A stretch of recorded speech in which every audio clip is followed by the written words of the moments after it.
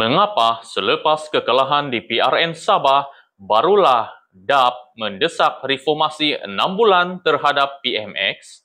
Adakah ini benar-benar perjuangan atau satu strategi tersirat untuk selamatkan sokongan politik?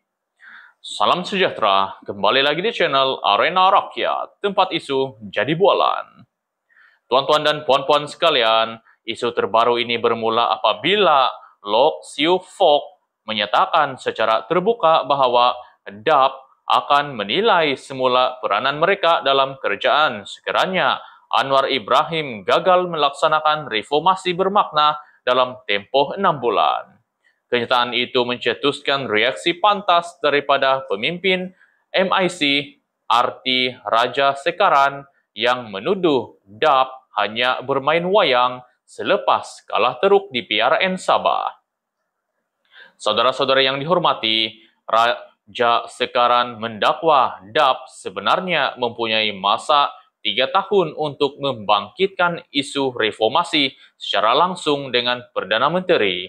Baginya, bukan isu itu tidak dibangkitkan, tapi persoalannya, mengapa suara tegas ini muncul hanya selepas kekalahan di Sabah? Tuduhan beliau mudah. DAP sedang cuba memulihkan imej dan sokongan, bukan memperjuangkan reformasi secara konsisten. Hadirin yang budiman, di pihak DAP pula, tekanan terhadap reformasi memang bukan perkara baharu. Namun kenyataan terbaru Lok membawa nada lebih keras daripada biasa, seolah-olah satu ultimatum politik. Tetapi adakah desakan ini benar-benar refleksi kegagalan kerajaan? Atau strategi untuk menunjukkan kepada penyokong bahawa DAP tidak sekadar mengikut arus kerajaan perpaduan?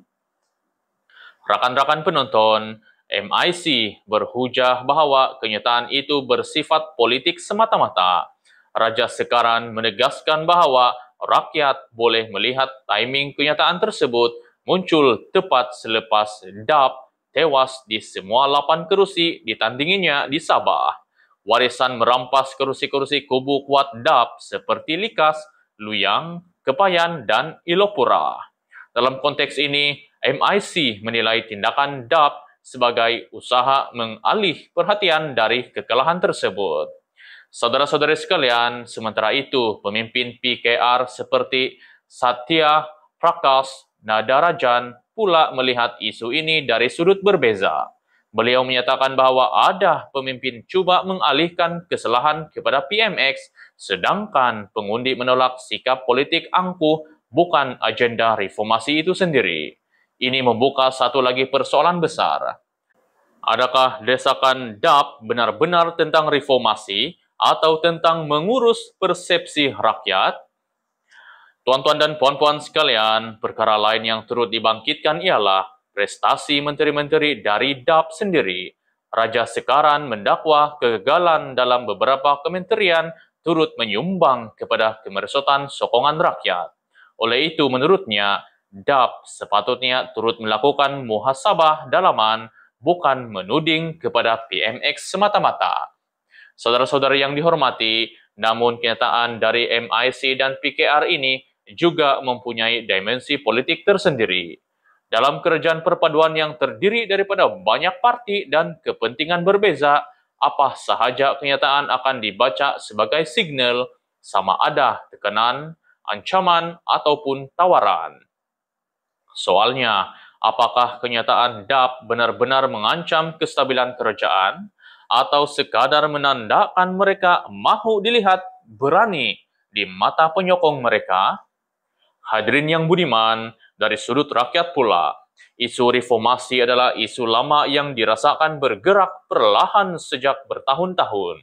Maka apabila DAP menyuarakan hal ini, sebahagian rakyat mungkin setuju, tetapi persoalan tentang masa kenyataan itu tetap memberi keraguan. Adakah reformasi diperjuangkan kerana prinsip atau kerana tekanan politik pasca kekalahan? Rakan-rakan penonton, dalam landscape politik Malaysia yang sentiasa bergerak, naratif seringkali berubah mengikut momentum. DAP memerlukan keyakinan penyokong, MIC mula mahu dilihat tegas.